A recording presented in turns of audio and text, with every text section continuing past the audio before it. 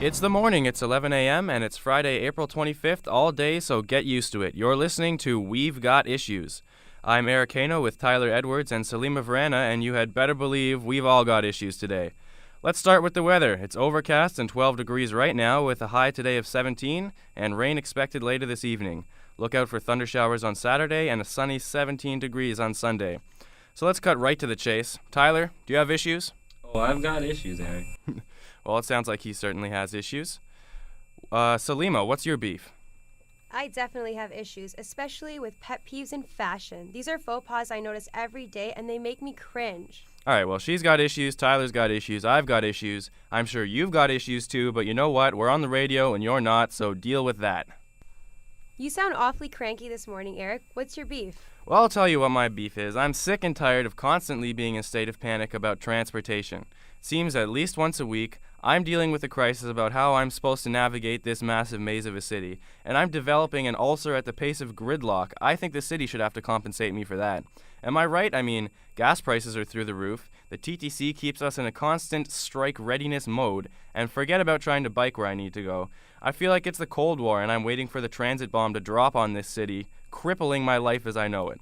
Gas prices are expected to rise to $1.40 this summer and go as high as $2.25 by the year 2012. Now that's a slow and steady panic that my sense of pessimism is bought into, but my wallet definitely cannot afford.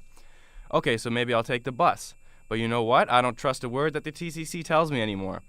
They've been warning me about this potential strike for how long now? And they're still debating whether the union will accept their contract or reject it. I can't deal with it. I'm a total stress case, and I feel like I'm a pawn in their sick game. I mean, please, just end it already. I get it. The city needs you. Is that what you want? You want me to grovel? Oh, mighty powerful transit union. I'm at your mercy. You know what? Let's just move on before I lose it. Okay, Eric, you really need to just calm down. Well, take a deep breath and calm down. You know what? I would like to be calm. I really would. But you know what else happened to me recently? I busted my bike tire on a pothole, and now the TTC owns me. Now gas companies own me. I'm just so, I don't even know what to say about it anymore. I don't want to talk about it anymore. I've got issues. Tyler, just go. I've got to chill out for a while. Okay. Well, in case you didn't hear me earlier, yes, I have issues as well. But mine are sports issues. I'm interested in the NBA playoffs, which continued last night, and there was a little Game 3 magic in Toronto. A sea of red shirts filled the Air Canada Centre as the Raptors finally silenced their critics and erased the memory of two poor performances in Orlando this week.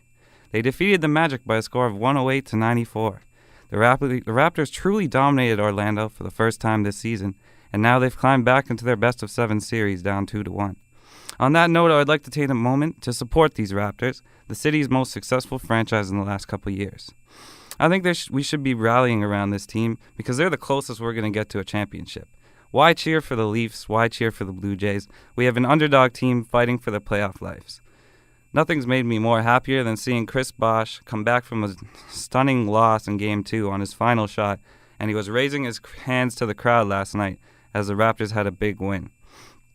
It was also amazing to see Jamario Moon in his first playoff starting performance, and he brought lots of energy, and combined with the tricky play of TJ Ford at point guard, and 21 points added by Ford, that made it a big win for Toronto. I think people are overlooking the talent of Toronto's bench. I would take the Raptors bench over Orlando's bench any day of the week. The backup point guard, Jose Calderon, is a prime example. He came off the bench adding 18 points. And now we have 2 point guards better than theirs because Jameer Nelson was injured last night and he's their starting point guard. So in my perspective, the Superman, Dwight Howard, we have your kryptonite, and it's the Toronto bench. Their team has one superstar, and we're a solid unit. If the Raptors can take Game 4 on Saturday in Toronto, I think we have the series. Now, Salima, what kind of issues do you have? My issue is with fashion faux pas. Now, I was inspired to rant about this as the Elle Fashion Show is happening right now in Toronto at the Exhibition Place. And for those of you who have no clue about what to wear or how to wear it, you desperately need to check it out. Visit lshow.ca for details.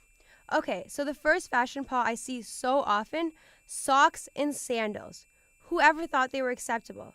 I've got news for you, Toronto. They are not. If you wish to wear sandals, please, no socks. Don't do it. It's as simple as that. Now, moving up to pants. Ladies and gentlemen, there is such a thing as wearing pants that are too tight. Are you forgetting to try them on in the store? Or do you buy a smaller size in hopes you'll lose weight? Reality check, wearing a smaller size only makes that muffin top more exposed. And I'm pretty sure you don't want that. Now, speaking of exposing too much, there's a clearly drawn line between classy and trashy. Being trashy is not a substitution for being good looking. Too much cleavage is not the way. Ladies, don't put it all out there. Leave something to the imagination. Am I right, guys? I'm going to have to disagree with you there, Salima. I don't really think there can ever be too much cleavage. I'll have to second that one. Well, that's your own issue. Now back to Eric for the wrap.